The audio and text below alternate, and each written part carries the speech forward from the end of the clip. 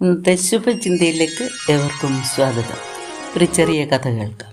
ഒരിക്കൽ ഒരു വ്യക്തി എങ്ങനെയാണ് ക്ഷമിക്കേണ്ടതെന്നറിയുവാൻ നാട് മുഴുവനുള്ള ഗുരുക്കന്മാരെ സമീപിച്ചു. പക്ഷേ തൃപ്തികരമായൊരു ഉത്തരവും കിട്ടിയില്ല.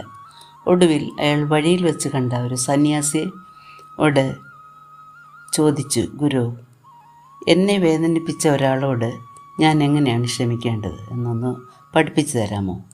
സന്യാസി അവിടെ നിറയെ മാങ്ങയുമായി നിൽക്കുന്ന ഒരു മാവ് ചൂണ്ടിക്കാണിച്ചിട്ട് പറഞ്ഞു, താങ്കൾ ഈ മാവിലെ ഏറ്റവും നല്ല മാമ്പഴം എറിഞ്ഞു വീഴ്ത്തുക.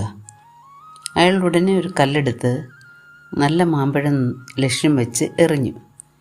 ഏറുകൊണ്ട് ഒട്ടേറെ മാമ്പഴങ്ങൾ താഴെ വീണു. ഇത് കണ്ടുകൊണ്ട് നിന്ന സന്യാസി അയാളോട് പറഞ്ഞു, കല്ലെറിഞ്ഞ് വേദനിപ്പിക്കുന്നവനെ പോലും മധുരം പകരം നൽകുന്ന പ്രക്രിയയാണ് മാപ്പ് നൽകലെന്ന്.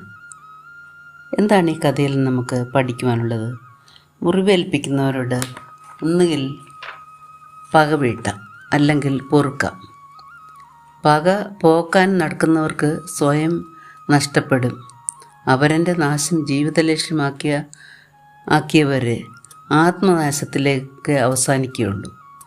പൊറുക്കാൻ തയ്യാറാവുന്നവർക്ക് ആരുടെയും പുറകെ നടക്കേണ്ട ആവശ്യമില്ല. ആരെയും ഒളിഞ്ഞിരുന്ന് ആക്രമിക്കേണ്ടിയും വരില്ല. സ്വന്തം വഴികളിലൂടെ സഞ്ചരിച്ചാൽ മതിയല്ലോ.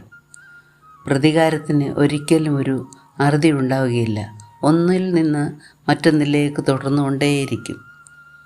നിരുപാധികം ക്ഷമിക്കാൻ നമുക്ക് കഴിയുന്നുണ്ടോ എന്ന് ചിന്തിക്കുന്നത് നല്ലതാണ്.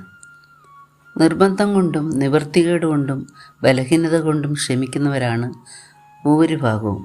ചിലർ പറയും, ഞാൻ ക്ഷമിച്ചിരിക്കുന്നു, എന്നാലും ഞാൻ ആ സംഭവം മറക്കില്ല ഒരിക്കലും എന്നിങ്ങനെ പറയുന്നവർ യഥാർത്ഥത്തിൽ ക്ഷമിച്ചിട്ടില്ല. താൽക്കാലികമായി ക്ഷമിക്കുന്നതെന്നേ ഉള്ളൂ. അവസരം കിട്ടുമ്പോൾ അവർ തലയുയർത്തും. തുടർ പ്രവർത്തനങ്ങളാണ് ക്ഷമയുടെ ഗുണനിലവാരം തീരുമാനിക്കുന്നത്. 70 വട്ടം ക്ഷമിക്കണമെന്നാണ് ക്രിസ്തുനാഥൻ പഠിപ്പിച്ചിട്ടുള്ളത്. ഞങ്ങളുടെ കടക്കാരോട് ഞങ്ങൾ ക്ഷമിച്ചതുപോലെ ഞങ്ങളുടെ കടങ്ങളെ ക്ഷമിക്കണമേ എന്ന് പ്രാർത്ഥിക്കുവാൻ ക്രിസ്തു തൻ്റെ ശിഷ്യന്മാരെ ഉപദേശിച്ചു. നമുക്കും